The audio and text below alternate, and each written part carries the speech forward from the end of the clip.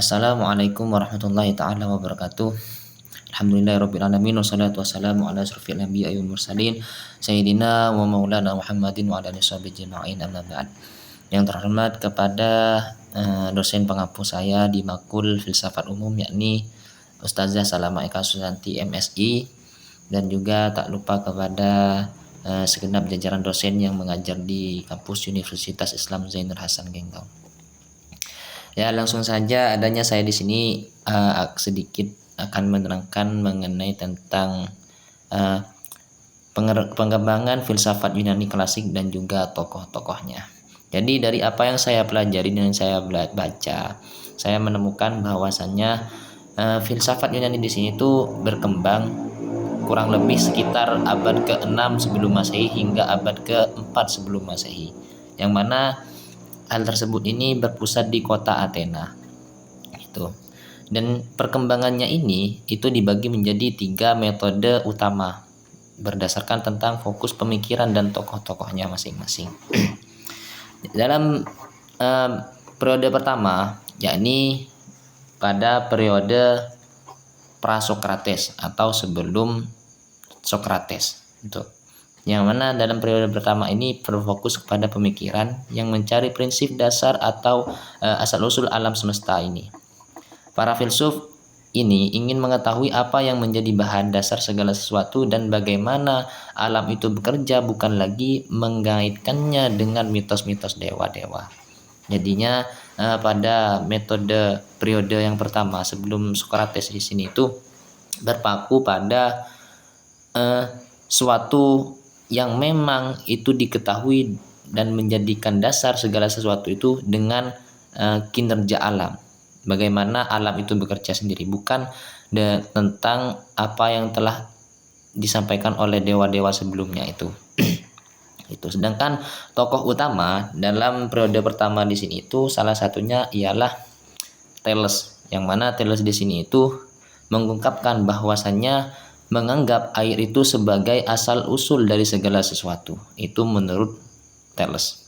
Sedangkan menurut Heraklitos itu beliau mengatakan percaya bahwa segala sesuatu itu bisa berubah, selalu berubah gitu. Jadi dalam ilmu filsafat ini menurut Heraklitos itu segala sesuatu itu pasti akan berubah gitu. Sedangkan menurut contoh misal kamu tidak itu bisa menyeberangi sungai yang sama 2 kali. Maksudnya itu ibaratnya kamu itu akan ada perubahan begitu. Yang awalnya kamu itu bisa menyeberangi sungai, maka belum tentu kedua kalinya kamu itu juga akan bisa dengan yang kamu pernah coba di pertama kalinya. Itu menurut ilmuwan tokoh filsuf yang bernama Heraklitos. Sedangkan menurut Demokritos, dia mengatakan bahwa mengemukakan teori atom itu sebagai partikel kecil yang menyusun alam. Itulah tokoh-tokoh filsuf pada periode pra-Sokrates, yakni sebelum Sokrates. Dan lanjut kepada periode kedua, yaitu lebih tepatnya kepada periodenya Sokrates sendiri. Di sini Sokrates itu beralih dari alam semesta ini ke manusia dan sebuah etika, yang mana Sokrates itu merasa merasa penting untuk memahami sifat manusia, kebaikan, kebenaran, dan juga cara hidup yang baik, bukan hanya mempelajari alam semesta ini.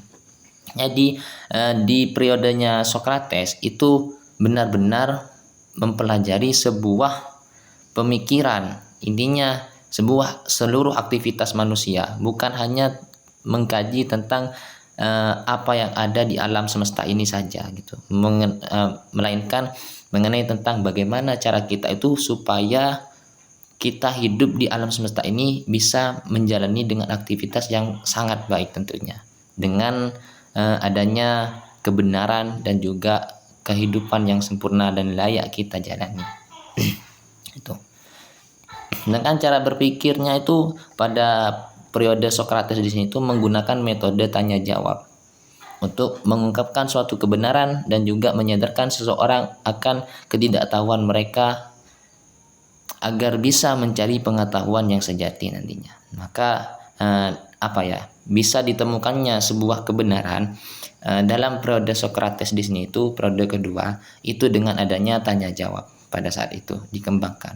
Karena dari tanya jawab sendiri kita pikir-pikir kembali, ketika kita menerima suatu masalah ataupun suatu benda baru atau suatu hal-hal yang baru dalam kehidupan kita, maka kita itu kan masih penuh keiskalan dalam hal tersebut. Maka dari itu kita perlu dengan adanya yang namanya bertanya atau dan menjawab. Maka dari tanya jawab situlah nanti kita akan menemukan pendapat-pendapat dan kemudian mengumpulkan pendapat yang mana yang paling anggap kita itu benar, maka disitulah nanti titik kebenaran akan dihasilkan dalam kehidupannya gitu.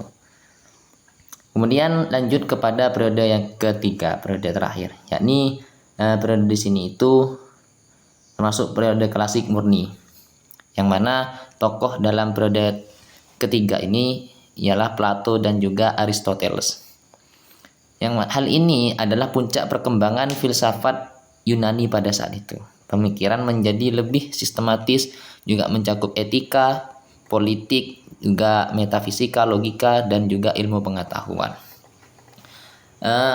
Plato pada saat itu ialah termasuk murid dari Sokrates, yang mana ia itu mengembangkan teori, ide, atau bentuk bahwa dunia yang kita lihat itu hanyalah bayangan dari dunia ide yang sempurna dan abadi. Maksudnya, dan dia itu juga menulis tentang negara ideal, dan dalam bukunya yaitu yang bernamakan Republik. Itu dia itu menulis dalam bukunya itu tentang visi negara ideal yang adil, juga harmonis dan sejahtera.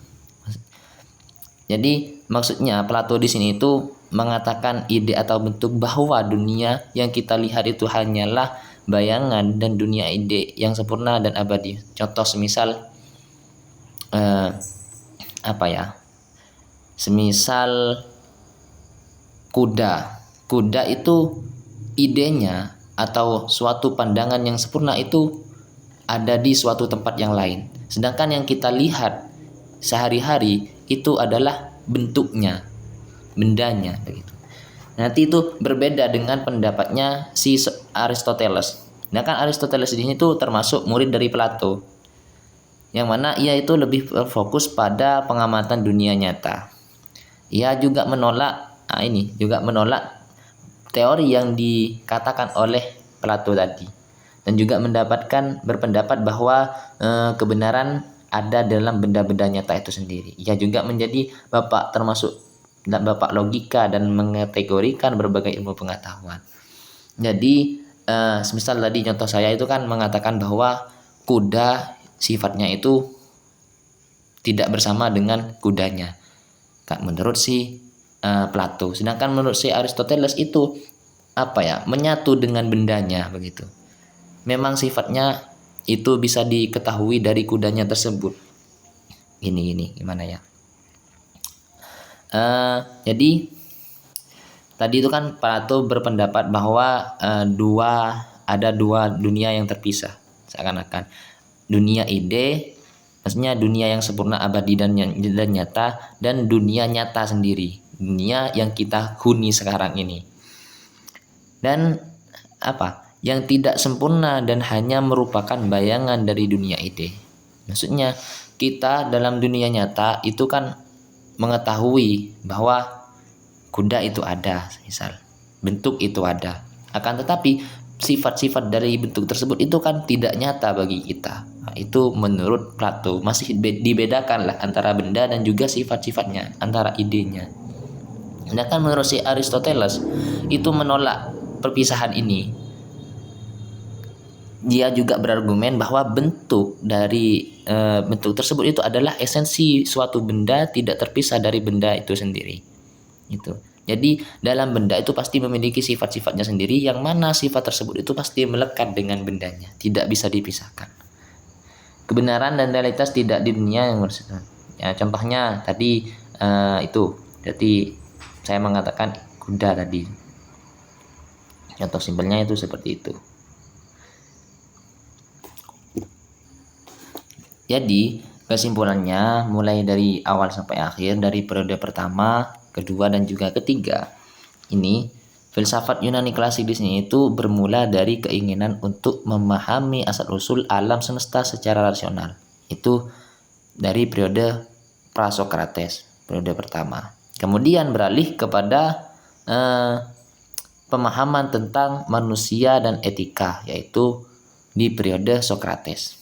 Dan akhirnya setelah beralih kepada pemahaman etika dan manusia tersebut, itu akhirnya mencapai puncaknya, yaitu dengan pemikiran yang sistematis dan juga menyuruh tentang dunia manusia, menyeluruh tentang manusia dan manusia itu, dan juga bahkan ke ilmu-ilmu pengetahuan lainnya. Nah, mana pemikiran-pemikiran ini juga menjadi dasar utama bagi perkembangan ilmu pengetahuan dan juga filsafat di dunia barat hingga saat ini juga. Karena mereka pertama kali mengerjakan cara berpikir logis, kritis dan juga rasional untuk memahami dunia dan diri sendirinya pada saat itu. Ya mungkin hanya ini saja yang bisa saya jelaskan mengenai tentang filsafat Yunani klasik dan juga tokoh-tokoh dalam filsafat tersebut dari setiap periodenya, yaitu 3 periode. Dari awal sampai akhir kurang lebihnya mohon maaf yang sebesar-besarnya. Akhirul kalam, saya Agil Hamad Tijani, mohon maaf yang sebesar-besarnya. Akhirul kalam, assalamualaikum warahmatullahi taala wabarakatuh.